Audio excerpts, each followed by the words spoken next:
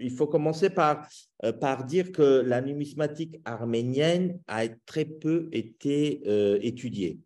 Hein. Donc, il faut attendre les années 60-70 pour qu'on puisse avoir un premier catalogue de la numismatique. Je dirais même pas arménienne, puisque ça concernait uniquement la numismatique artaxiate qu'on va voir, qui est quand même une partie assez importante. Et ce n'est qu'ensuite qu'on a pu arriver sur la numismatique cilicienne et autres.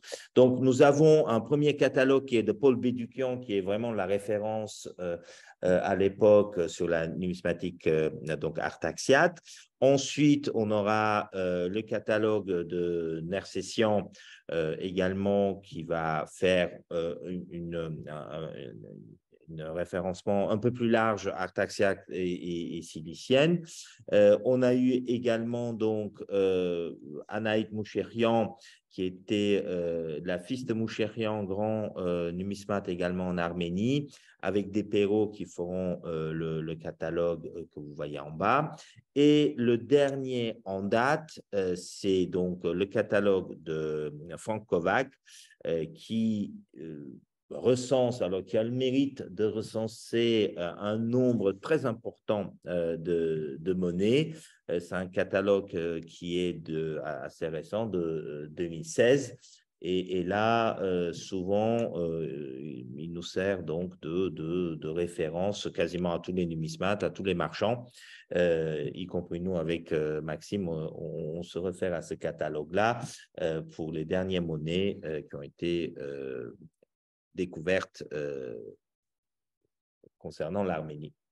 Alors, vous avez une bibliographie que vous pourrez voir. Bon, avec Maxime, vous voyez, on a écrit un certain nombre d'articles sur ce monnayage et on continue de développer donc nos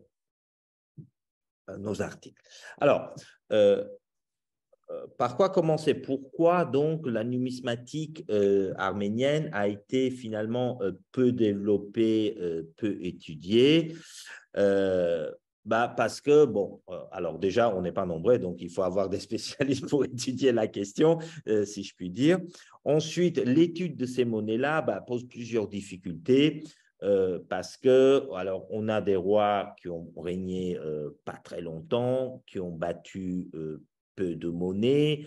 Les monnaies qui ont été battues ont été ramassées souvent par tous ceux qui passaient sur le territoire arménien, et les Romains, et les Parthes, ainsi de suite.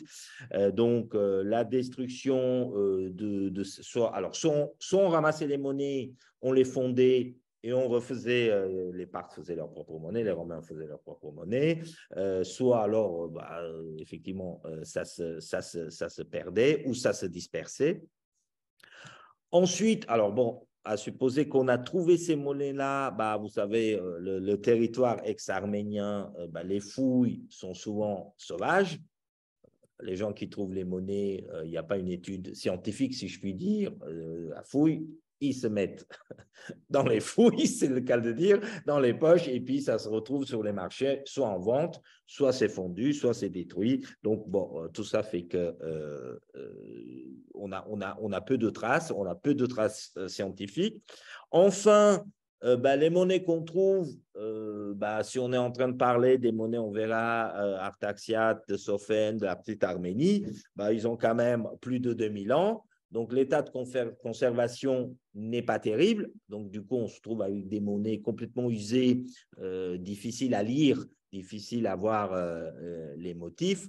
Et donc, quand c'est lisible, on voit que on n'a pas beaucoup d'infos en soi. Typiquement, si on prend les monnaies de Tigran, on verra tout à l'heure, nous avons eu au moins 7, 8 Tigran artaxiates. On ne sait même pas exactement le nombre. Et ils s'appellent tous Tigran. Et l'inscription qui figure sur la monnaie, c'est très stéréotypé. C'est soit grand roi Tigran, soit roi des rois Tigran. Mais tout ça, ça nous donne peu d'informations de quel Tikran on est en train de parler, de quelle période on est en train de parler. Donc, c'est assez compliqué, si je puis dire, à étudier. Donc, voici un peu les difficultés qu'un numismate qui va faire l'étude des monnaies arméniennes va rencontrer pour pouvoir analyser la situation. Je peux vous dire que nous faisons quand même pas mal d'articles sur le sujet. C'est d'une complexité inimaginable pour pouvoir qualifier les monnaies, pour pouvoir les situer, pour pouvoir donner un nom de roi à ces monnaies-là. Alors, il y a eu quand même, si je puis dire, des études qui ont été réalisées. Ben, les premiers à parler des monnaies arméniennes, bon, évidemment, c'était des Arméniens, si je puis dire. Donc, vous avez les mritaristes, le père Chamchian, qui avait fait un certain nombre de petits référencements des monnaies. Ali Shan, dont son père était antiquaire, donc lui également avait traité d'un certain nombre de monnaies. Le père Clément Sibilian. Comme je vous disais, il y a eu ensuite, dans une époque plus moderne, à l'époque de l'Arménie soviétique, Khachadog Moucherian, qui a fait pas mal d'articles. Avant lui, donc, si on passe sur des siècles d'avant, bah, il y avait Sestini, Pinkerton, qui ont étudié au hasard quelques monnaies qu'on trouvait et qui rentraient dans les collections européennes, mais bon, c'est très ponctuel. Jacques de Morgan et Seyrig, eux, ils ont un peu plus étudié les monnaies arméniennes en parlant de l'histoire de l'Arménie. Plus récemment, comme je vous disais, dans les années 60-70, la Société numismatique arménienne qui se trouve aux États-Unis, avec notamment Bedoukian et Nersessian, bah là, eux, ils ont commencé à étudier beaucoup plus sérieusement, beaucoup plus scientifiquement les monnaies arméniennes.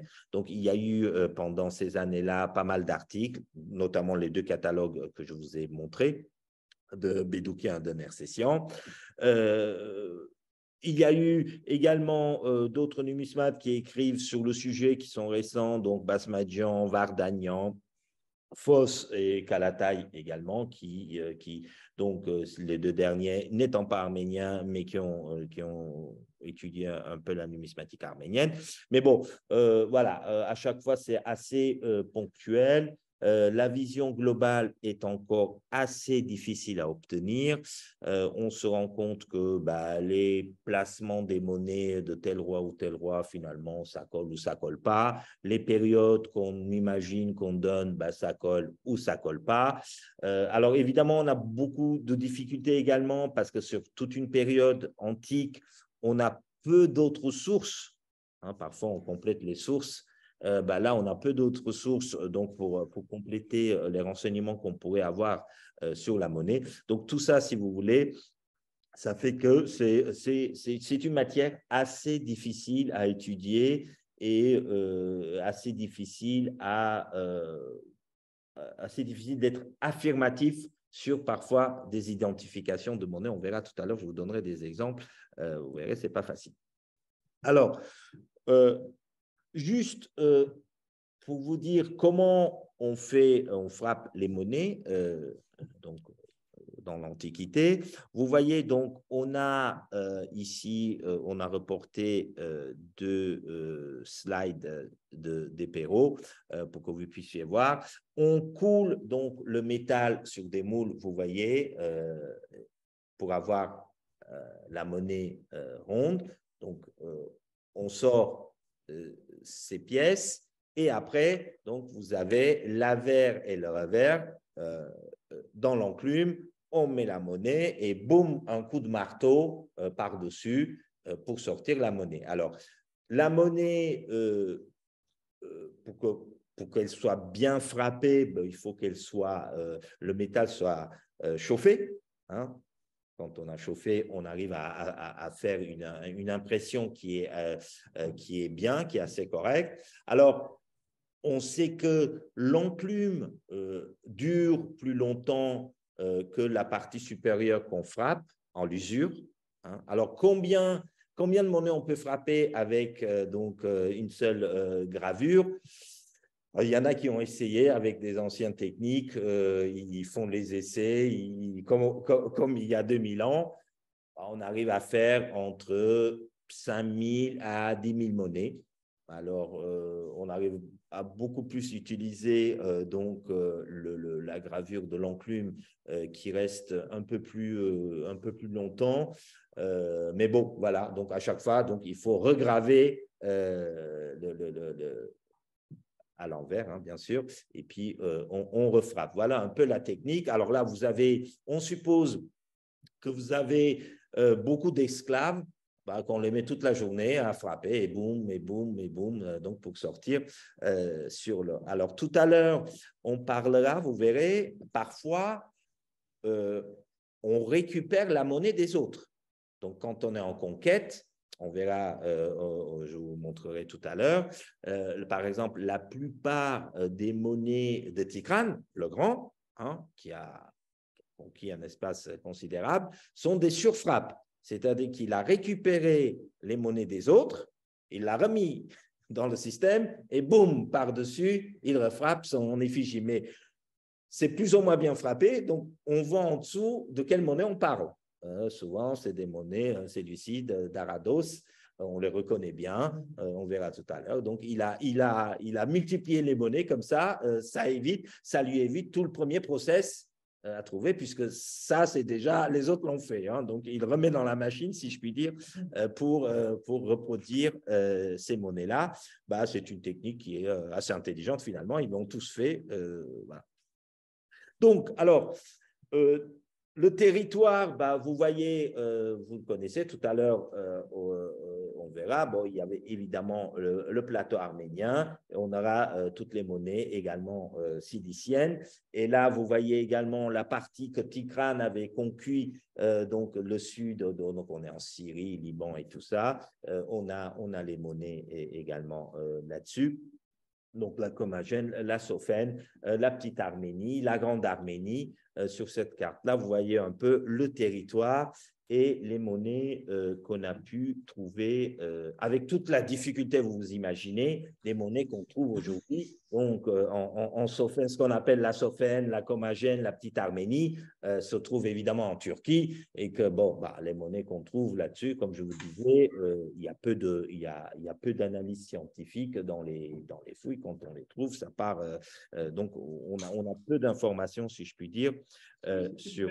En général, quand on fait des cartes de répartition des trouvailles, oui, très curieusement, les trouvailles suivent le tracé de la frontière. Voilà. Donc, ici, une autre carte également pour vous montrer le royaume de Grande Arménie. Donc, alors, maintenant, si on vient sur les monnaies, là, vous voyez, c'est magnifique, c'est grand, vous avez sur la projection. Maintenant, prenez vos loupes et voilà, la monnaie que vous voyez, cette taille-là, c'est ici. Voilà.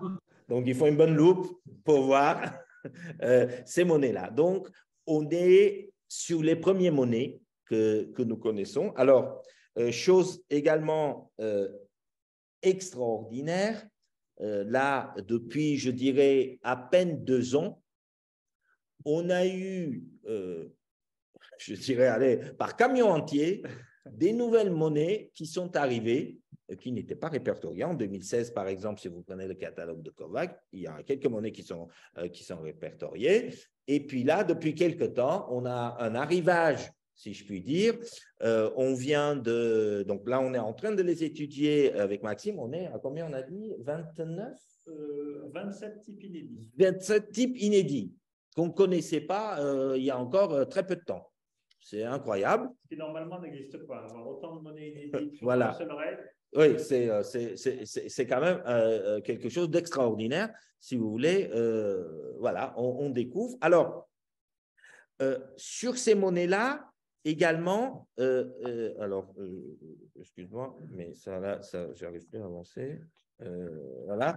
Et ce qu'on constate, c'est que on a soit la légende en grec, soit la légende en araméen. alors on est à une époque où l'araméen est très, très répandu. Donc, il est normal qu'il y ait de l'araméen, mais également l'influence grecque est là.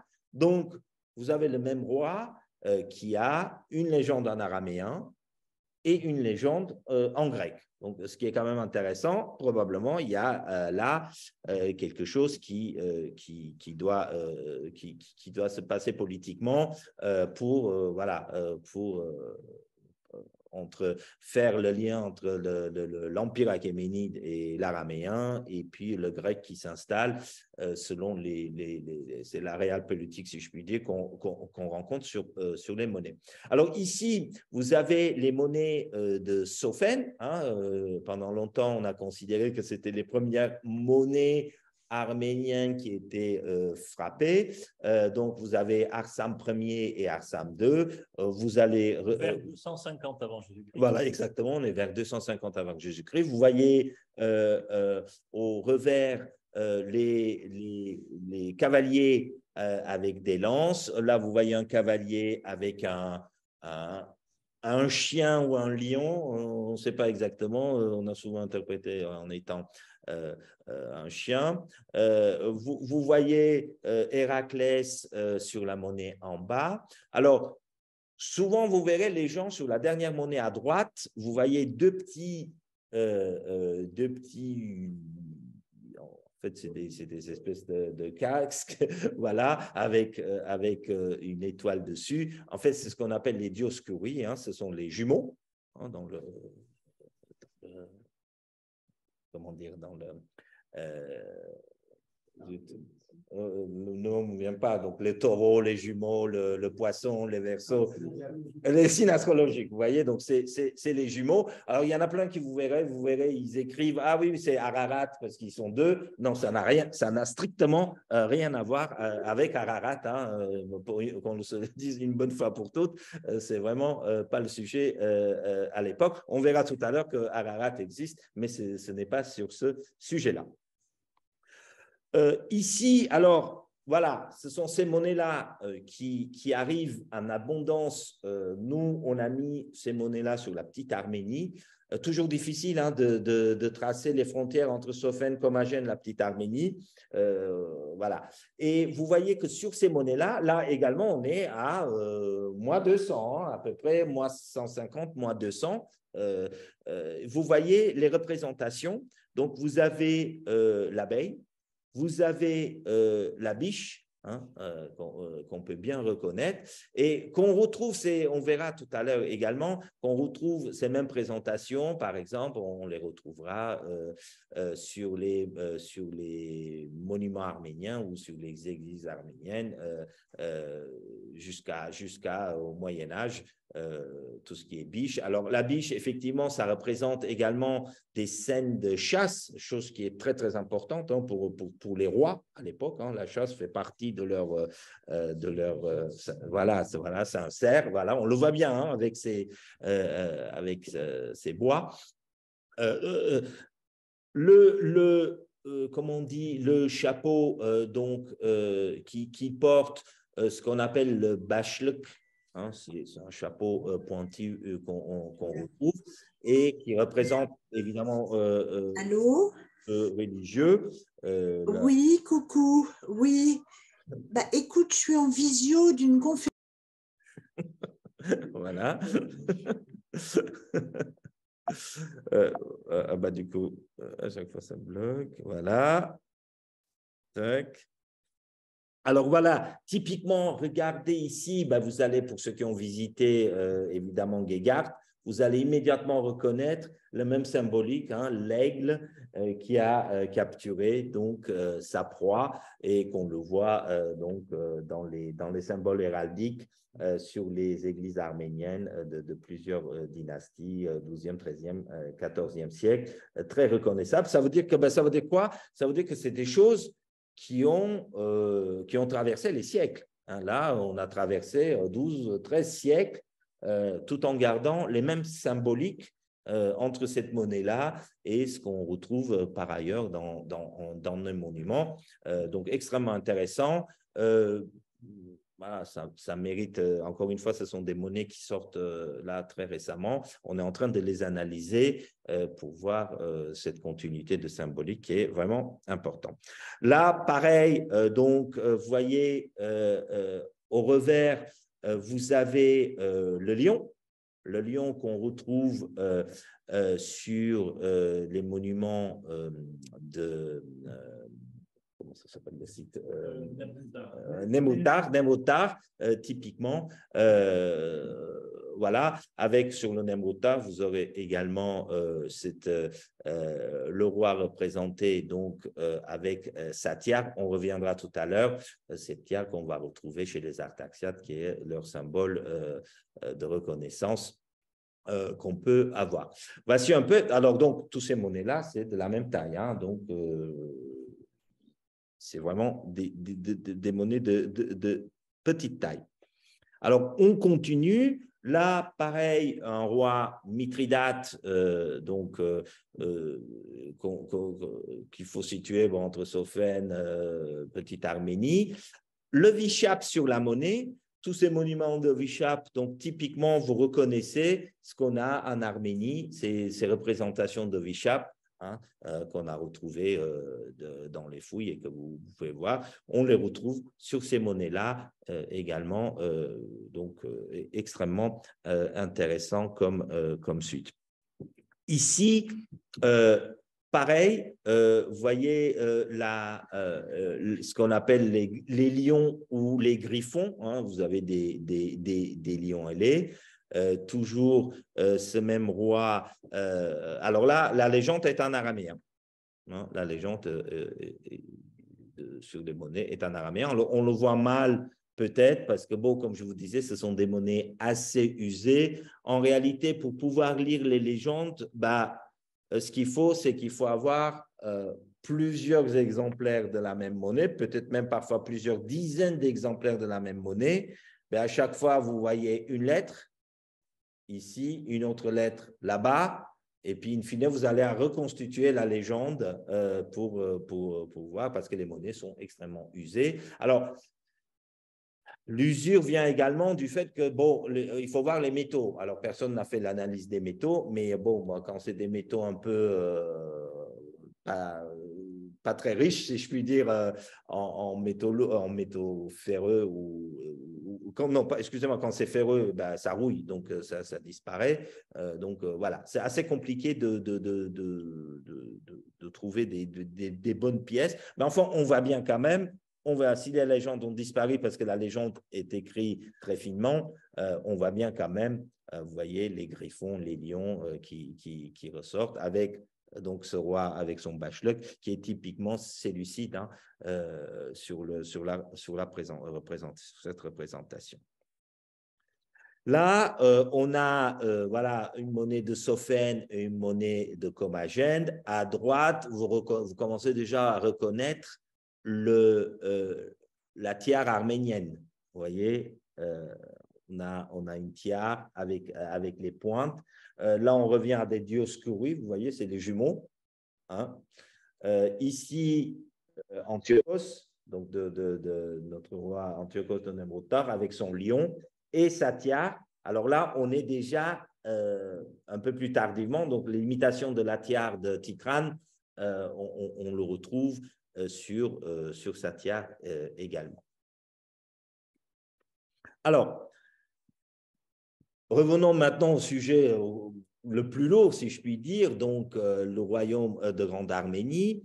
On a essayé donc de faire l'arbre généalogique, je dirais le plus récent maintenant, avec les découvertes qu'on a faites et avec les attributions qu'on essaye de donner plus ou moins de ces monnaies aux différents rois qui existent. Donc, évidemment, le premier que nous connaissons, c'est le roi Artaxias, hein, c'est lui qui initie la dynastie. Donc là, voici ces monnaies et voici la monnaie. Donc là, également, sortez vos lunettes pour ceux qui… Voilà, vous voyez la taille de cette monnaie qui est encore plus petit qu'une pièce d'un centime. Hein. C'est vraiment tout petit, tout petit. Donc, vous voyez, voilà la pièce d'un centime comparée. Donc, je peux rentrer déjà 3 pièces dans une pièce d'un centime. Hein. Vous voyez la comparaison de cette monnaie-là. Alors, monnaie en araméen, hein, écrit donc le chien. Alors là, en l'occurrence, on est quasiment persuadé que c'est la représentation du chien. Symboliquement, le chien, ce sont ce qu'on appelle les aralèses, donc qui est quelque chose qui existe donc dans la légende arménienne. Ce sont des chiens qui, du fait de venir vous lécher vos plaies, arrivent à vous ressusciter. Hein, dans la légende arménienne, c'est une résurrection. Ce sont des chiens qui ont cette capacité de vous ressusciter des morts. Alors, on reconnaît la tiare, vous voyez, c'est le début de la tiare artaxiate arménienne. Hein, vous voyez une tiare avec donc les couvre-oreilles et les pointes en haut de la tiare. Alors, une question qui se pose, est-ce que cette tiare arménienne est ronde ou elle est pointue?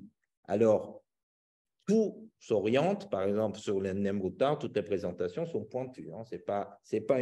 C'est pas comme une couronne ronde, mais quelque chose de pointu. Et d'ailleurs, les bachelets qu'on a vus sont également pointus. Donc, on s'oriente plutôt sur une représentation très pointue. Donc là, vous avez la ralaise, le chien, vous avez l'abeille, hein, qu'on retrouve, vous avez l'aigle, et puis vous avez une autre représentation là derrière d'un buste. Alors, on ne sait pas exactement qui c'est. Est-ce que c'est un successeur d'Artaxias qui a été désigné ou est-ce que c'est une divinité, puisque voilà, on utilise très souvent les divinités, ou est-ce que c'est quelqu'un qui a co-régné, qui est peu probable, on n'a pas de source. On a peu de sources, comme je vous disais encore une fois, littéraires, pour savoir un peu toutes les explications des symboliques des monnaies qu'on trouve. Ces monnaies-là également étaient très, très, très, très rares.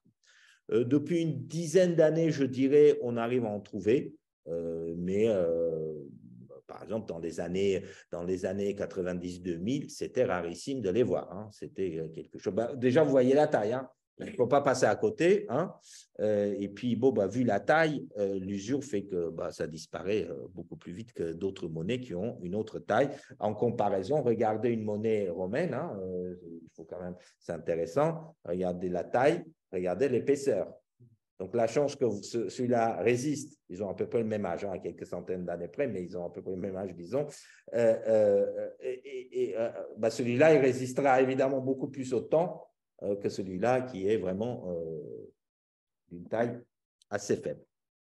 Alors, ici, l'araméen, alors, c'est extraordinaire parce que, alors, pendant des années, on a critiqué les écrits de Moïse de Corène en disant il se trompe sur la chronologie, il se trompe sur les ans, donc est-ce qu'on peut prendre au sérieux et tout ça? En fait, Moïse de Corène nous écrivait qu'un Artaxiate avait fixé des bornes de frontières avec des pierres écrites en araméen. Et puis, on les a trouvées. Voilà les photos de ces pierres-là, écrites en araméen. Donc, ça existe. Il avait également écrit que Artaxiate avait battu monnaie à son effigie en araméen. Effectivement, voilà. Récemment, il a fallu attendre à peu près quelques milliers d'années. Mais il avait raison. Effectivement, vous voyez, on a trouvé la monnaie à son effigie, écrite en araméen. Donc qui est quand même quelque chose d'extraordinaire. Voici d'autres monnaies d'Artaxias, mais cette fois-ci écrites en grec. Hein? Donc, vous voyez que là également, il y a un passage de l'araméen au grec. On voit une grappe de raisin, qui est quand même assez symbolique pour les Arméniens, ce qu'on appelle l'accord de l'abondance, le cornucopia. Alors, si vous regardez bien, sur la tiare, on voit l'étoile. Vous voyez, au milieu, il y a une étoile. Hein, donc, la tiare artaxiate, déjà, c'est quelque chose qui comporte une tiare. On verra après que c'est une étoile, et on verra que cette étoile continuera tout au long de la dynastie. Successeur donc d'Artaxias, Tigrane Ier, qui est le père de Tigrane le Grand, qu'on verra. Alors lui, vous noterez peut-être qu'il a le buste tourné à gauche. Hein, son père, il avait le buste tourné à droite. Alors, c'est comme ça que les numismates se sont dit, tiens, c'est une différenciation, parce que comment faire la différence entre un Tigrane 1 et Tigrane 2 celui-là, il regarde vers la gauche, donc ça veut dire que c'est un autre Tigrane. Ce n'est pas aussi clair que ça, mais en tout cas, on s'oriente pour dire qu'effectivement, ce sont des monnaies qui appartiennent au père de Tigrane Ier et qui regardent. Vous avez la tiare, qui est plus stylisée, si je puis dire. Vous voyez, il y a une petite différence avec l'autre tiare, mais c'est la tiare reconnaissable de la dynastie Arsacide. Alors là, on arrive à la monnaie de Tigrane, dont tout le monde connaît, ne serait-ce que visuellement. On est en train de parler de cette monnaie-là. Donc, vous voyez, très belle facture, assez grand, c'est une tétragramme, en argent, épais, et donc, vous avez des deux côtés le Tigrane avec sa tiare. Sur la tiare, on reconnaît immédiatement son visage, parce qu'on a l'habitude de voir quasiment dans tous les ouvrages, un peu partout, cette tiare avec l'étoile ainsi que les deux aigles qui sont à côté. En comparatif, voici une pièce d'€1 et voici le tétragramme de Tigrane. Vous voyez, c'est un peu plus grand qu'une pièce d'€1, hein, légèrement plus grand. Oui, à peu près. Voilà. À peu près 2€, oui, ça doit faire 2€. Voilà. Mais alors, effectivement, cette monnaie marquée en grec, Basileos Tikranoi, donc le roi Tigrane. Vous voyez au revers le ticket qu'on vous disait, qui a été interprété pendant très, très, très longtemps comme étant le ticket d'Antioche, parce que c'est le symbole de la ville d'Antioche et ce sont été les premiers à utiliser. Alors, la question est de savoir, est-ce que Tigrane a repris le même ticket? Parce que, comme vous disiez, Maxime, le symbole a été utilisé par pas mal de villes au Moyen-Orient. Est-ce que Tigrane a, quand il a créé Tigranoserte, utilisé le même symbole? Et donc, est-ce que c'est le ticket de Tigranoserte ou est-ce que c'est le ticket d'Antioche? La question reste posée. Nous, on s'oriente plutôt sur un ticket de Tigranoserte parce que plusieurs études montrent qu'en finalement, il y a peu de monnaie de Tigrane en ce qui concerne la région d'Antioche. Donc, probablement, il a repris le symbole, mais parce qu'il a amené beaucoup d'esclaves, si je puis dire, avec lui à Tigranoserte et il a repris des symboles. Alors là, tout ça, c'est des monnaies de Tigrane le Grand, que probablement vous ne connaissez pas parce que ce n'est pas la monnaie qu'on représente dans les ouvrages, dans les livres ou dans les séminaires. C'est de la, si je puis dire, entre la petite monnaie et la taille varie, hein, si je puis dire. Là, on n'en a pas des exemplaires, mais bon, ça peut aller de cette taille-là à cette taille-là, si je puis dire. Ça, c'est d'autres monnaies, mais il faut vous montrer la taille. Donc, vous en avez beaucoup. Et là, ce qu'on remarque, c'est que, vous savez, Tigrane le Grand a régné à peu près une quarantaine d'années. Hein, c'est beaucoup pour la période. Comme vous disiez, Maxime, il a essayé de créer toute une zone géographique autour des territoires conquis. Et ça se fait avec de la monnaie. Donc, il a battu beaucoup de monnaie. Et sur les 40 années, en réalité, il a, même si on garde la même forme, vous voyez, à l'avers, vous voyez toujours ce personnage avec une tiare tournée à droite, qu'on reconnaît voilà, à peu près. En fait, on remarque que la tiare a évolué, puisque la tiare, au début, était uniquement étoilée. Ensuite, ça devient une tiare que vous connaissez bien, avec l'étoile et les deux aigles. Et ensuite, on change vers la fin. En tout cas, nous estimons que c'est la fin de la période. L'étoile est toujours là, mais il y a ce qu'on appelle une petite queue ou une corne. Voilà. Est-ce que c'est une queue de comète ou est-ce que c'est une corne? Le débat reste ouvert, mais en tout cas, vous voyez, la tiare a évolué avec le temps. Et avec au revers les représentations, évidemment, multiples représentations. Si vous avez le ticket sur beaucoup de monnaies, vous avez également Nikkei, où vous avez la corne de l'abondance, et ainsi de suite sur différentes monnaies. Alors, la question là aussi, est-ce que sur ces monnaies-là, il y avait des unités de valeur? Parce que ce n'est pas comme aujourd'hui, on ne marque pas 1 euro, 2 euros, 3 euros dessus. Est-ce que les symboles qui sont au revers représentent une unité de valeur? Est-ce que voilà, ça vaut 10, ça vaut 20, ça vaut 30? On ne sait pas exactement. On doute que oui, peut-être, probablement. Mais en tout cas, voilà, on a peu d'informations et on n'a pas de source pour dire, voilà, il y avait telle unité de valeur ou telle unité de valeur. Tout ce qu'on sait, c'est qu'il y avait des monnaies en argent avec le drachme et le tétradrachme, ça c'est sûr, il n'y a pas de doute dessus. Et tout ce qui est petit bronze, ben, vu la variété, le poids peut varier de 1 à 4 sur la même monnaie. Donc, est-ce que c'était des unités de valeur ou pas des unités de valeur? La question reste toujours posée et à l'étude. Voilà, les dimensions, ce que je vous disais, donc là, je vous ai montré. En haut, vous avez cette pièce-là. Et en bas, vous voyez la taille.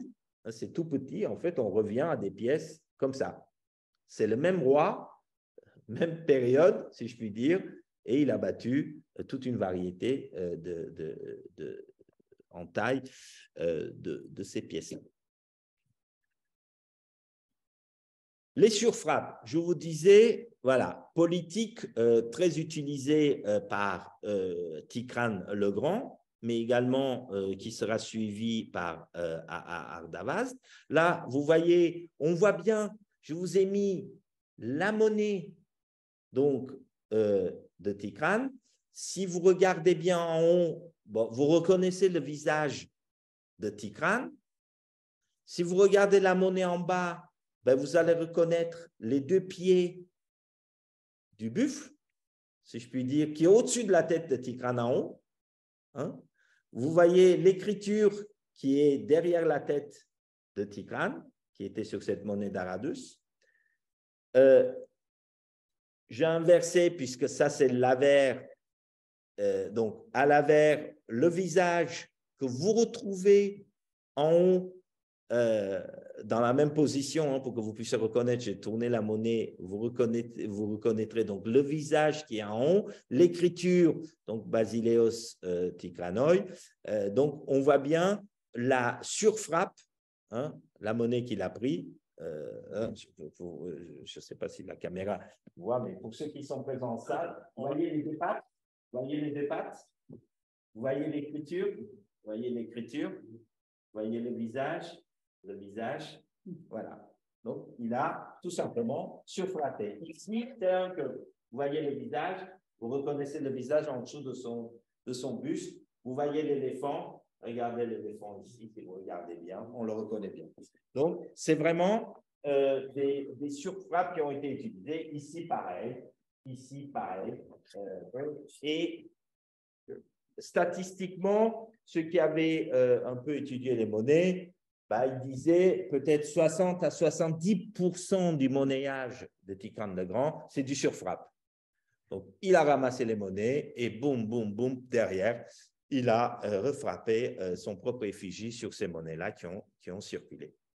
Alors, autre point, il a gardé, si je puis dire, des symboles qui sont très répandus dans toute la région. C'est-à-dire qu'il n'a pas révolutionné les symboles. Tyché, Héraclès, des symboles d'Anaïta, chacun reconnaît ces symboles-là. Donc, dans son empire, puisque son empire, à un moment donné, est composé d'une variété de royaumes, si je puis dire, et de peuples. Ah ben, chacun peut reconnaître puisque voilà, ce sont des choses qui circulent depuis des siècles dans l'esprit des gens. Et là, il ne vient pas révolutionner le monnayage. Il met juste son buste, si je puis dire, à l'avers et au revers, on trouve les symboliques que tout le monde pouvait reconnaître à l'époque. Alors, on a parlé des surfrappes, mais vous avez également une autre technique qui est la technique des contre-marques. C'est-à-dire qu'au lieu de refrapper une monnaie sur une monnaie existante, on prend la monnaie existante et on met une marque dessus.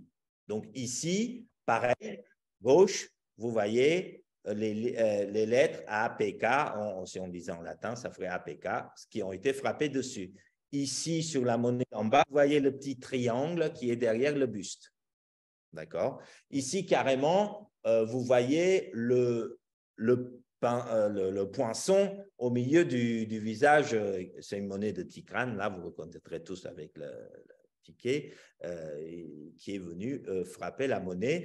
Et en haut, le symbole probablement araméen. Vous voyez le petit enfoncement devant le buste qui vient sur frapper. Alors, à l'époque, on reconnaît ces surfrappes-là, on sait qu'est-ce que ça représente. Soit on augmente la valeur de la monnaie, hein, on donne une autre valeur, soit on met sa marque, c'est-à-dire que le roi a changé, voilà, on reconnaît la marque du nouveau roi sur la monnaie. Donc, aujourd'hui, c'est plus difficile à identifier parce qu'on n'a pas l'historique, donc c'est plus, voilà, on essaie de deviner ce que ça peut signifier, ce que ça ne peut pas signifier, mais bon, c'est plus compliqué, mais à l'époque, les gens probablement… Alors, il faut savoir également que le monnayage en bronze, le petit monnayage, n'a qu'une circulation très limitée. Hein, ça reste dans la ville et autour de la région de la ville. Hein, ce n'est pas des monnaies qui voyagent. L'argent voyage. L'argent est un monnayage qui voyage beaucoup.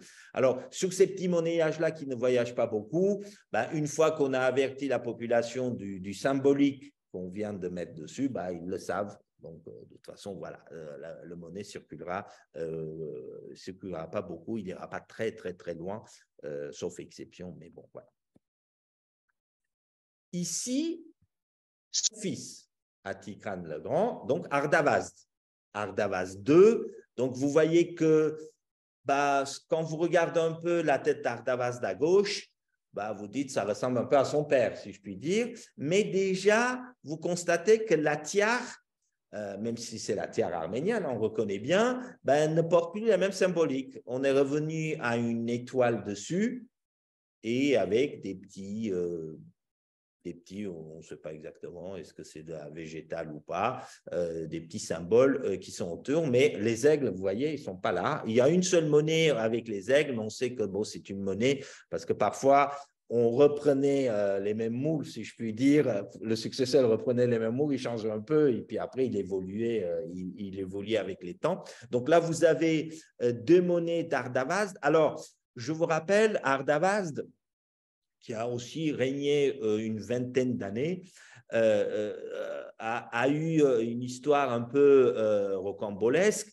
et assez, comment dire, peuplum, si je puis dire, puisqu'on est à la période de Marc-Antoine et de Cléopâtre. Et donc, Marc-Antoine, ayant estimé qu'Ardavazd l'avait trahi pendant les guerres contre les Parthes, le fera emprisonner et amènera donc toute la famille d'Ardavazd avec lui en Égypte. Donc, vous avez du coup cette monnaie de Marc-Antoine, que vous reconnaissez à droite, avec Cléopâtre. Alors, vous voyez que Cléopâtre, c'est un peu différent de ce qu'on pouvait s'imaginer dans les films. Hein. C'est pas, c'est pas tout à fait ce qu'on s'imaginait, mais c'est la représentation de Cléopâtre. Et regardez bien, derrière la tête d'Antoine, vous voyez un petit quelque chose, c'est la tiare arménienne. Hein, c'est la tiare arménienne. Et là,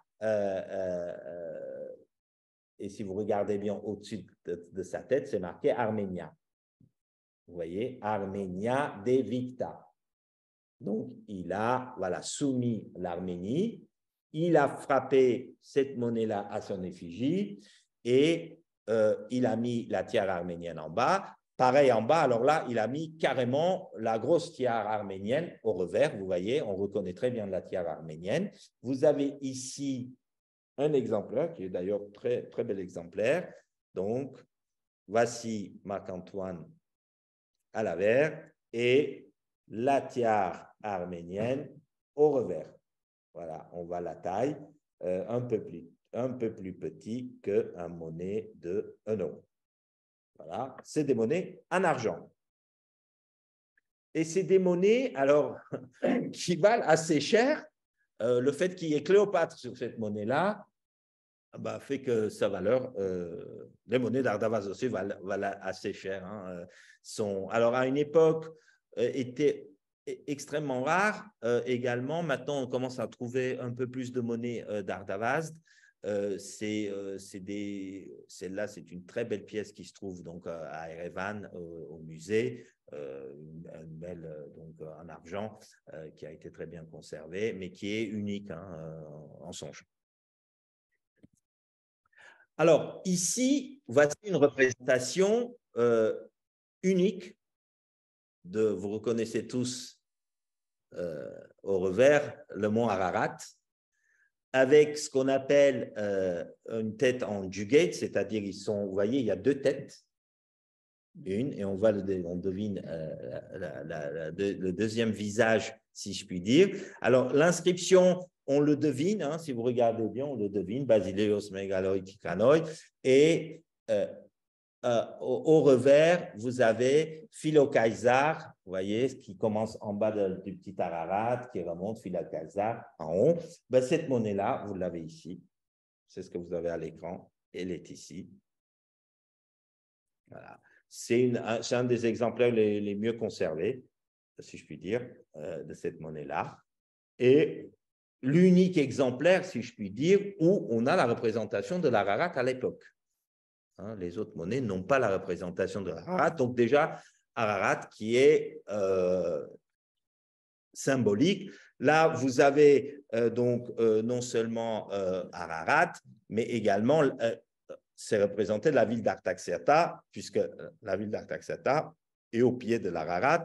Vous connaissez tous, puisque pour ceux qui sont allés en Arménie, quand vous êtes à Khorvirap est une des parties de la ville d'Artaxerxès, hein, c'est la seule chose qui reste, mais vous voyez la colline, si je puis dire, vous reconnaissez tous là.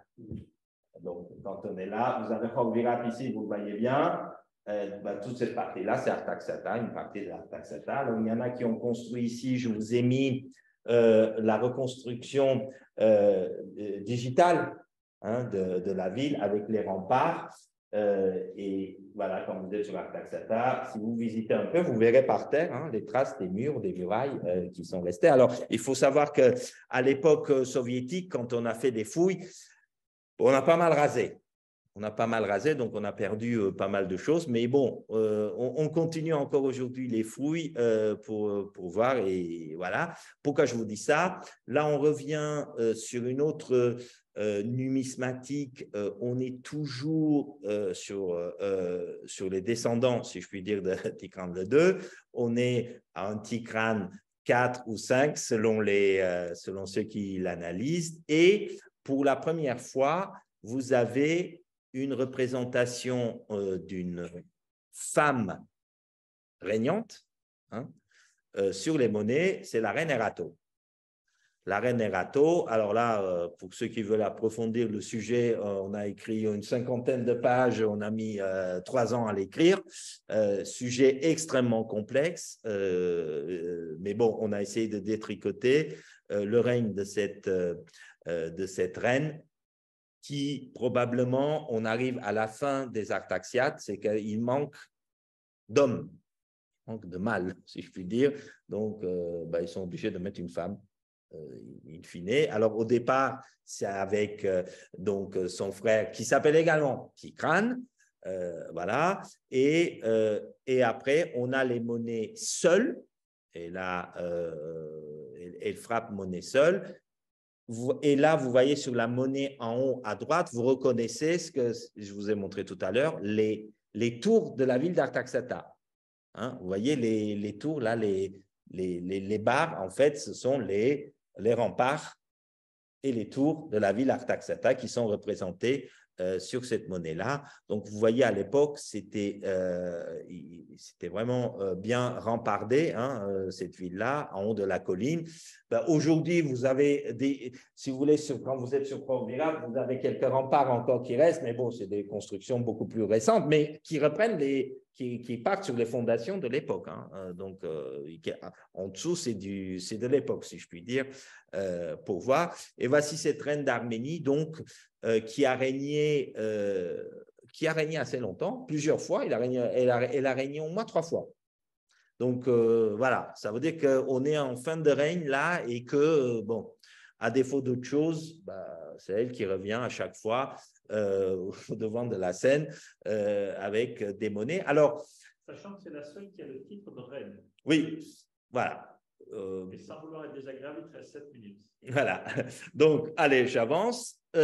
Voici une autre monnaie typiquement non arménienne, mais qui représente un autre Ardavazd.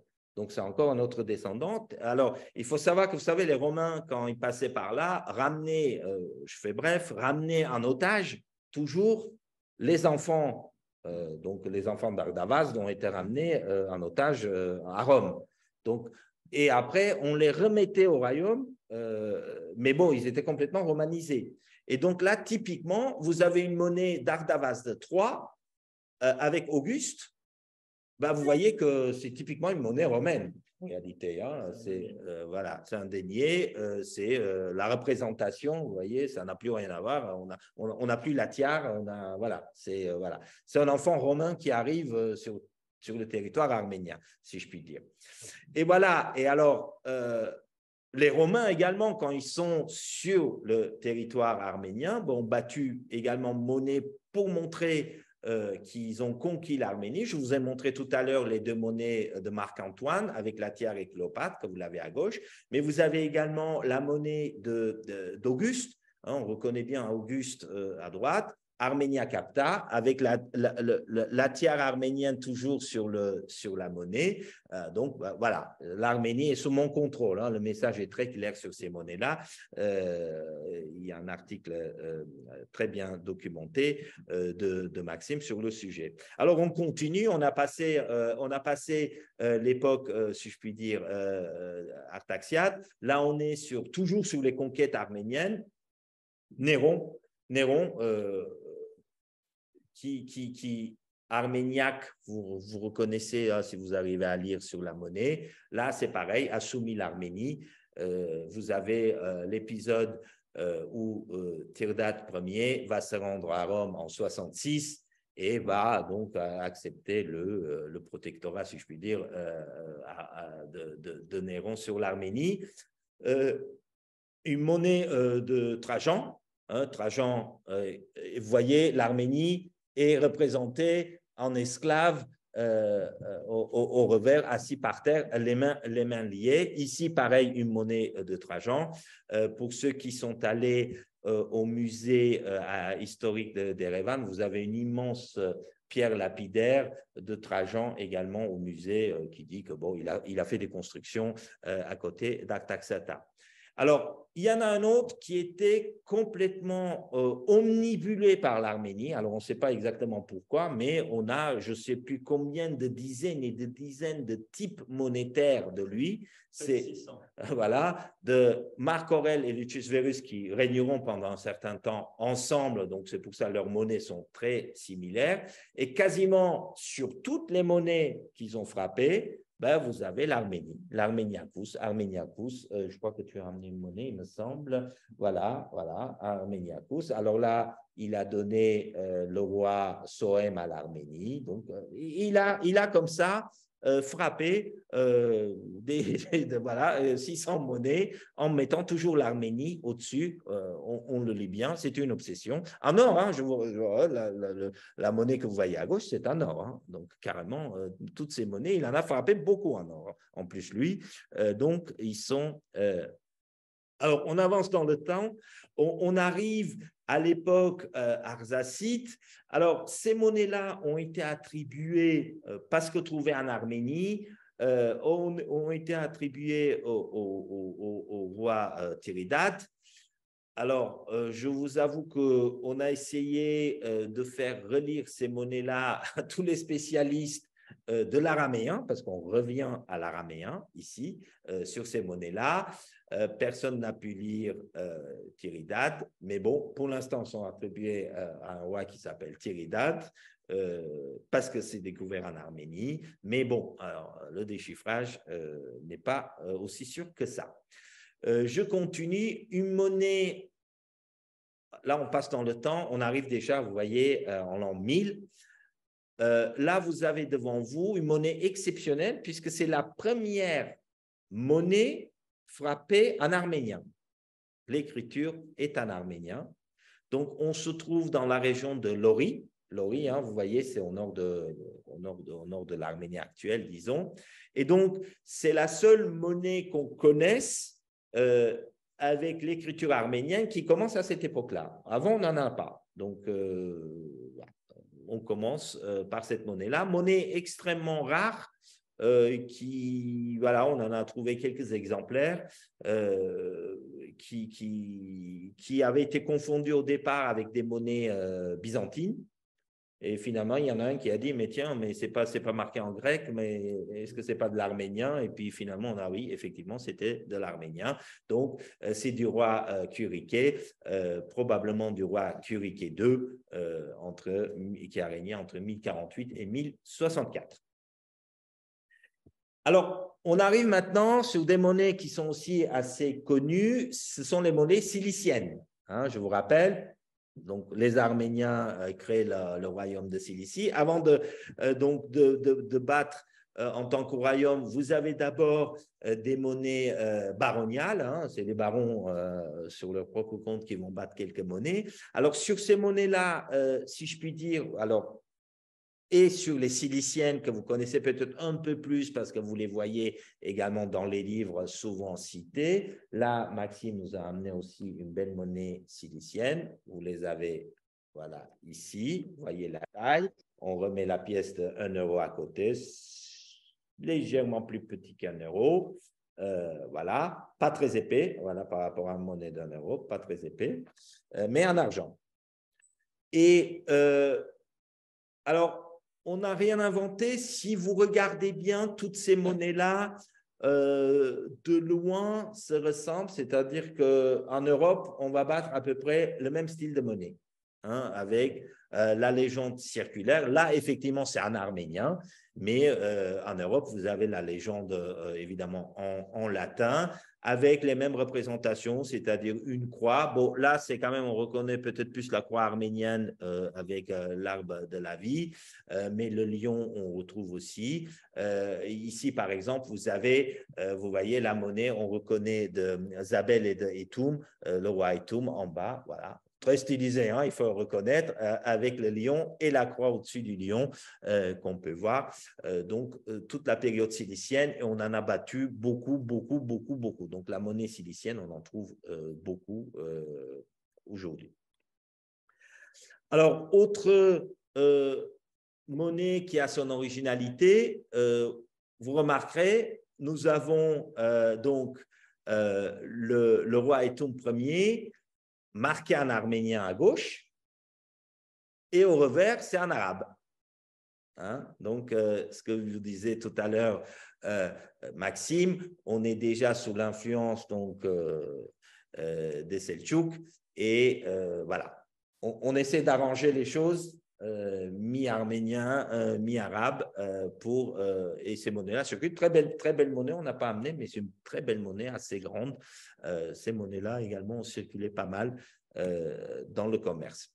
Et pour finir, puisque voilà, j'ai épuisé mon temps, il y a beaucoup de choses à dire, mais là, je vous ai mis en conclusion, si je puis dire, les frappes continues. Vous reconnaîtrez peut-être, ce sont des monnaies aujourd'hui à gauche qu'on frappe, mais ce sont des monnaies plutôt commémoratives qu'on frappe en Arménie. Vous voyez, les symboles restent. On retrouve le lion, on retrouve nos aigles, on retrouve l'église arménienne, on retrouve l'arche de Noé en bas, et ainsi de suite. Là, vous avez Aram Khachaturian. Mais ce ne sont pas des monnaies qui circulent, ce sont des monnaies conservatives. Donc, c'est voilà. Par contre, là, la pièce de 200 drachmes, ce sont des monnaies qui circulent et qu'on retrouve encore aujourd'hui. À droite, quelques billets de l'éphémère République arménienne, hein, 18, 19, 20, voilà, qui ont été battus pas mal, on en trouve pas mal, mais qui n'ont pas servi à grand-chose, ça n'a pas duré longtemps. Et puis voilà, les nouvelles émissions de billets. Évidemment, voilà, le sujet est vaste, si je puis dire, sur cette deuxième partie. Mais en tout cas, bon, vous avez eu un peu l'évolution de la numismatique arménienne, et notamment Artaxiate, et la difficulté de cette numismatique qu'on rencontre tous les jours.